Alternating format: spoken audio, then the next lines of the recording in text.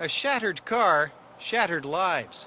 Two teenagers made it out of this wreck, but Simon Featherston and Dayton Unger did not. The car was passing on this blind hill on a double line at speeds estimated to be in excess of 140 kilometers an hour. It spun out of control, hit a boulder, and then a tree. The teenager at the wheel was charged with dangerous driving causing death and impaired driving by marijuana. The judge found him guilty of dangerous driving, but acquitted him on the impaired charge. The judge made the comment that the current state of Canadian law is such that it makes it very difficult for the Crown to obtain a successful conviction on impairment by marijuana. How are you doing tonight? With alcohol, it's a different story. Drink too much, and a driver can face 2 charges. Impaired driving, often proven with roadside sobriety tests, and driving with a blood alcohol level over 0.08. But when it comes to marijuana, there is no maximum level, only the possibility of an impaired charge. And again, only proven with a roadside sobriety test. And that must be voluntary. I mean, when we say impairment, what are we talking about? As a lawyer, David Karp has handled many impaired driving cases. He says the impairment from marijuana is hard to catch. The physical signs of impairment aren't as obvious as from alcohol. So in other words, you're not stumbling as much. They're not physical symptoms such as runny eyes, watery mouth, these flushed face, these type of symptoms we see with alcohol. So there does exist often a reasonable doubt. In this case, no sobriety test was given. Officers didn't even suspect the accused may be impaired until a blood sample came back with the highest reading ever seen by some of the experts who testified. But the judge said the sample was poorly handled and possibly tainted.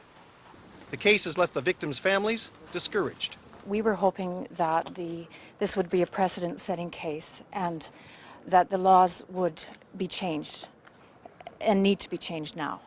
The driver, who maintains he never smoked marijuana before he got behind the wheel, will be sentenced in November. Alan Waterman, CBC News, Vancouver.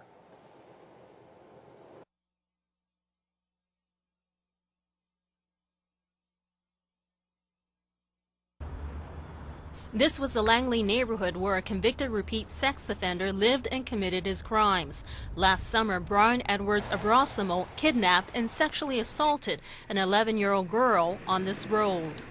He pleaded guilty, but Crown prosecutors want to classify him as a dangerous offender, meaning that he will likely spend the rest of his life in prison. Abrasimo's criminal record dates back to 1986 and includes convictions of sexual assaults on his ex-wife and a prostitute. In both instances, the women were either gagged or handcuffed and held at gunpoint. At a court hearing today, the lawyer for the Crown argued Abrasimo committed a series of escalating violent crimes and that there's ample evidence he would reoffend. He feels horrible about this. The person's a human being. He's not an animal like he's been portrayed. David Karp is Abrasimo's lawyer. He says the label would severely penalize his client.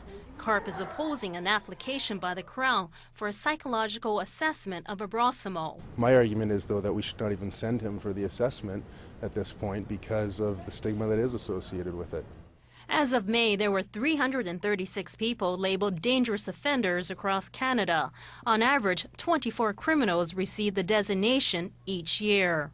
I think in this case, this person should go through an assessment and determine whether or not they qualify. And what I've heard to this point, yes, the person does. The judge says she'll decide by Friday whether Abrasimo will have to undergo the psychiatric assessment. Lillian Au, CBC News, Vancouver.